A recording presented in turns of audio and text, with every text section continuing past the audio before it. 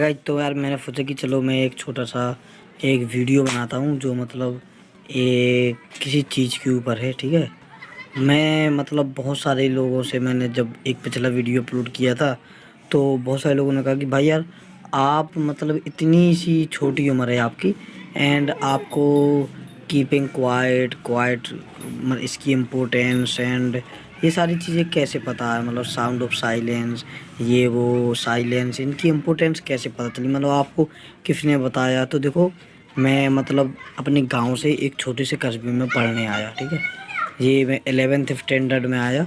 And जब आप नए नए कहीं से अपनी जगह चेंज करते हो ना तो एक अंदर से एक इच्छा उठती है, एक ईगर कुछ अंदर से होता है। ठीक है, तो मैं आया है।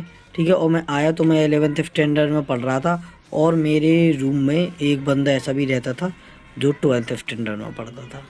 12th स्टैंडर्ड में पढ़ता था तो क्या हुआ, एक दिन मैं अपनी बुक्स पढ़ रहा था तो ऐसे कर कर वो अपनी इंग्लिश की बुक रख गया। एंड इंग्लिश की बुक रख गया तो मैंने सोचा कि चलो भाई देखते हैं कि 12th में क्या क्या है, अगली साल मुझको भी इसमें जाना है।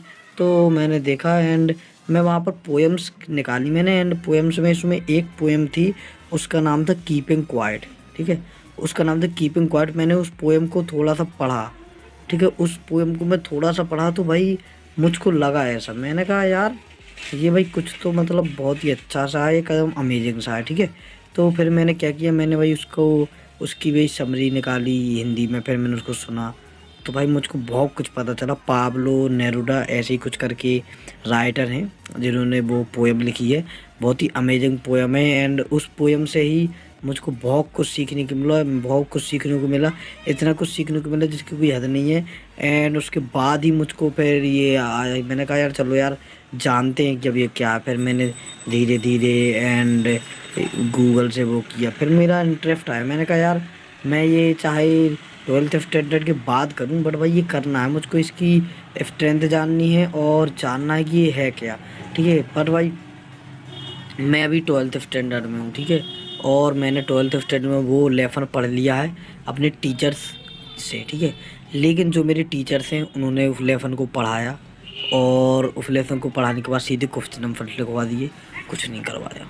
मुझको बहुत अजीब लगा, बहुत बुरा लगा। मुझको मतलब ऐसे लगा कि यार जो इंडियन एजुकेशन सिस्टम है ना, वास्तव में बहुत ही ज़्यादा वर्स्ट है यार। इतना अमेजिंग सा पार्ट है कि अगर उस पार्ट को पूरा एक्सप्लेन किया जाए, अच्छी तरीके से बताया जाए बच्चों को, तो अगर क्लास में 100 बच्चे हैं तो कम से कम 10 बच्चे तो समझ ही जाएंगे। अगर 10 बच्चे समझ गए तो बहुत है, क्या चाहिए भाई आपको।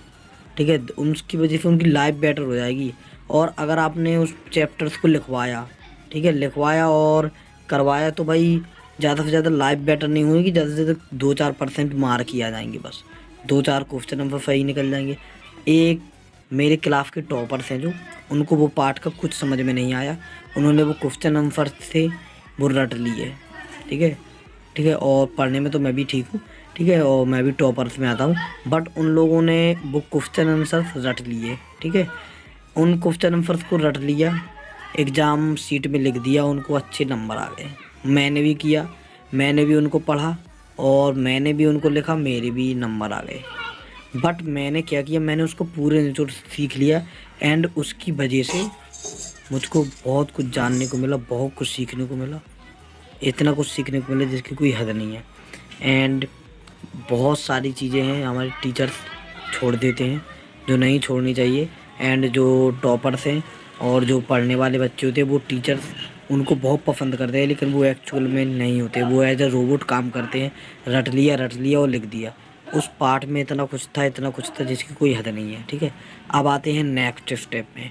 नेक्स्ट स्टेप में क्या होता है, एक और लेसन है द थिंग ऑफ ब्यूटी। ठीक है, उसको क्या हुआ कि मैं कोचिंग में पढ़ रहा था एंड कोचिंग में पढ़ते पढ़ते मेरे जो टीचर्स हैं, ठीक है उनका नाम है, मैं उनका नाम नहीं लूँगा सॉरी। ठीक है, इंग्लिश का टीचर हैं वो, बहुत अच्छे पढ़ाता है, चलो उनका नाम ले लेता हूँ। ठीक है, उनका नाम है धर्मपाल। ठीक है, और उन्होंने बहुत ही अच्छी इंग्लिश पढ़ाई एंड उन्होंने एक बात बताई, उन्होंने कहा देखो जो ये द थिंग ऑफ ब्यूटी है इसका मैं आपको बताता हूँ क्या है। उन्होंने कहा देखो दो लोग हैं, एक प्रेमी प्रेम का है, अगर वो प्रेमी प्रेमिका की सुंदरता से प्यार करता है, शारीरिक सुंदरता से प्यार करता है तो वो टेम्परेरी है। बट अगर वो उसकी मानसिक सुंदरता से प्यार करता है, उसके किसी गुण से प्यार है, जैसे उसकी ईमानदारी से प्यार है, तो वो पूरी लाइफ चलने वाला है। लेकिन आजकल के बच्चों को ये समझ में नहीं आता। उन्होंने ऐसा कहा, मुझको बहुत पसंद आया, बहुत अच्छी लाइन्स पसंद आई।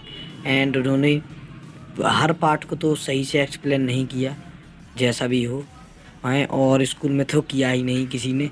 बट कोचिंग में उस पार्ट को, जो उस पार्ट की 4-6 लाइन्स थी, वो बहुत अच्छी तरीके से बताई सर द्वारा। एंड मुझको बहुत पसंद आई, ठीक है। बट फ़र्क क्या था, जो वहाँ पर 100-150 बच्चे बैठते हैं, ठीक है, 100-150 बच्चों में से एक मैं था, और कोई होगा तो मुझको पता नहीं, जिसको उसकी रियल मीनिंग समझ में आई, उस पार्ट को, उस लेसन को समझ में आया। नहीं तो सारे लोगों ने उसको नोट कॉपी में लिखा, उसको रटा होगा, एंड जाके उसमें छाप देंगे बोर्ड एग्ज़ाम में, जहाँ भी हो, ये टीम मैं नहीं जानता, वहाँ पर छाप देंगे और उनको 2-4% मार्क्स मिल जाएंगे। अब सोचो, अब मैं आपको 2 एक्सपेक्टेशंस में लेके चलता हूँ। एक क्लास का टॉपर है जिसके 90% से ऊपर आते हैं 12th स्टैंडर्ड में। उसके क्यों आए? क्योंकि उसने लिखा, मतलब पढ़ा, ठीक है, और अच्छी तरीके से पढ़ा, रटा, और उसको छाप दिया। पढ़ा आपने, रटा और उसको छाप दिया, और आपके 90+ आ गए। अब वहाँ पर एक बच्चा आता है, ठीक है, एक बच्चा आता है जिसने उसको समझा, पढ़ा, याद किया, और पेपर्स में भी लिखा, बट उसके नंबर्स उतने अच्छे नहीं आए। क्यों? क्योंकि उसने ज़्यादा अच्छे तरीके से नहीं रटा, उसने अपने शब्दों को लिखा, और अपने शब्दों को लिखते हैं जब हम, तो हमारे नंबर्स हमेशा कम ही आते हैं, क्योंकि सभी लोग चाहते हैं कि भाई लिखो, ये सब कुछ जो हमने लिखवाया है, जो हमारे लिए सही है, सब टीचर से सही चाहते हैं, ठीक है। अब उस बच्चे ने ये लिखा, उस बच्चे ने जो अंदर से आया और उसने लिख दिया, ठीक है, उसके नंबर्स कम आए, ठीक है, उसके नंबर्स कम आए। लेकिन अब चलते हैं उसकी एक बहुत ही बेस्ट क्वालिटी पे। बेस्ट क्वालिटी क्या है कि उस बच्चे ने the thing of beauty part को समझा, कि जो परमानेंट ब्यूटी है वो क्या है, लाइफ में कैसे लोगों के साथ रहना है, कैसे लोगों के साथ जुड़ना है, ये सारी उस बच्चे को समझ में आ चुकी है, ठीक है। और दूसरा लेसन था कीपिंग क्वाइट, जो पाब्लो नेरूदा ने लिखा है, ठीक है। जो पाब्लो नेरूदा के द्वारा ये रिटन जो पोएट्री है वो बहुत ही अमेजिंग है, ठीक है। वो पोएट्री, वो पोयम है जो वो समझ में आई उस बच्चे को, कीपिंग क्वाइट, उसको जो कीपिंग क्वाइट, जो साइलेंस है, उसकी इम्पोर्टेंस पता चल गई, एंड उसने उसको अपने जीवन में उतारा। उसने द थिंग ऑफ ब्यूटी में जो लिखा है, उसका जो निचोड़ है, उसको सर ने तो समझाया नहीं, लेकिन उसने खुद से समझ के अपने जीवन में उतारा द थिंग ऑफ ब्यूटी को। और कीपिंग क्वाइट है, उसको भी बहुत अच्छी तरीके से समझ के अपने जीवन में उतारा। उस इन पार्टों को सर तो समझाए थे नहीं है, ठीक है, सर तो समझाया नहीं, लेकिन उसने उसमें इतनी समझ थी, उन्होंने खुद समझा, अपने जीवन में उतारा, उसको अपने जीवन में लागू किया, ठीक है। अपने जीवन में उसने लागू किया तो उसके जीवन में सुधार आएगा नहीं आएगा, आप खुद जानते हैं कि 100% आएगा। वो जिन लोगों के साथ जुड़ेगा, जैसे लोगों के साथ रहना चाहेगा, जिन लोगों को अपनी ज़िंदगी में चुनेगा, हमेशा वो यही चाहेगा कि वो मानसिक रूप से सुंदर हो, क्योंकि वो एक परमानेंट चीज़ है, और वो हमारी किताबों में बताया गया है, लेकिन वो हमें नहीं याद है, वो हमको नहीं अवेयर किया कराया गया है। उसमें हमारी टीचर्स की गलती है और हमारी गलती है, ठीक है। हम ये नहीं कह सकते कि पूरी टीचर्स की गलती है, पूरी हमारी गलती है, ठीक है। वो हमारा दिमाग ये ऐसा है कि नंबर पढ़ो, लिखो, पेपर्स में लिखो, एंड नंबर अच्छे लाओ, ठीक है, उसकी लाइफ में सुधार आएगा आएगा। और दूसरा बच्चा, मतलब वही बच्चा जिसने दूसरी क्वालिटी भी अपनाई, कीपिंग क्वाइट बहुत ही अमेजिंग पार्ट है। अगर मेरा कभी मुझको टाइम मिला, या टाइम तो मतलब टाइम की तो बात ही नहीं करती, मेरा अगर मन हुआ तो मैं उसके ऊपर कुछ बोलूँगा ज़रूर एक बार, ठीक है। कीपिंग क्वाइट है और द थिंग ऑफ ब्यूटी, दोनों के ऊपर बोलूँगा कुछ ना कुछ, ठीक है। तो क्या हुआ कि जो कीपिंग क्वाइट है, उसने साइलेंस की इंपॉर्टेंस समझी, उसने समझा कि बाहरी दुनिया में अचीव करना सब टेम्परेरी है, चाहे जो बन जाओ, चाहे दुनिया के सबसे रईस आदमी बन जाओ, कुछ नहीं होने वाला।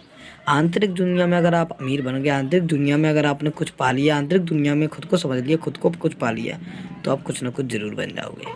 अब उसने ये समझ लिया, एंड इसके बाद उसने साइलेंस की, कीपिंग क्वाइट की इम्पोर्टेंस को समझ के अपनी लाइफ में उत्तरदायी की। उसकी लाइफ बहुत बेहतर हो गई, उसकी लाइफ बेहतर हो गई, सब कुछ बेहतर हो गया। अभी हम लोग थोड़े से एक्सपेक्ट में और चलते हैं। जिस बच्चे के मार्क्स अच्छे आए थे और जिस बच्चे के मार्क्स कम आए थे, बट वो चीज़ों को समझ चुका है क्या हो सकता है। अगर वो जो बच्चे के मार्क्स अच्छे आए थे वो तो अब एक ही ज़िंदगी में सिर्फ एक ही काम कर पाएगा, वो है जॉब। बट जो बच्चा खुद को समझ गया है, जिसने सब कुछ समझा है, उसका इसका मतलब उसका दिमाग अच्छा है। दुनिया की नज़रों में उसका दिमाग चाहे जैसा हो, लेकिन एक्चुअल में उसका दिमाग वो रटने वाले स्टूडेंट से जिसका नंबर ज़्यादा अच्छा है उससे 1000 गुना बेहतर है। वो लाइफ में बहुत कुछ कर जाएगा, ठीक है।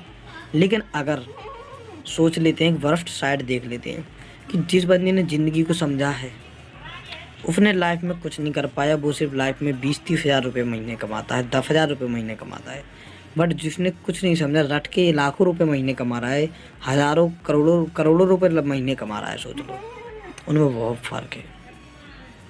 जो ये बच्चा है जिसने ज़िंदगी को समझा है वो कुछ बहुत अच्छा करेगा, बहुत खुश रहेगा लाइफ में, बहुत कुछ ऐसा एक्सपीरियंस कर लेगा जो इस दुनिया से परे है, जो इस दुनिया की समझ में नहीं आता।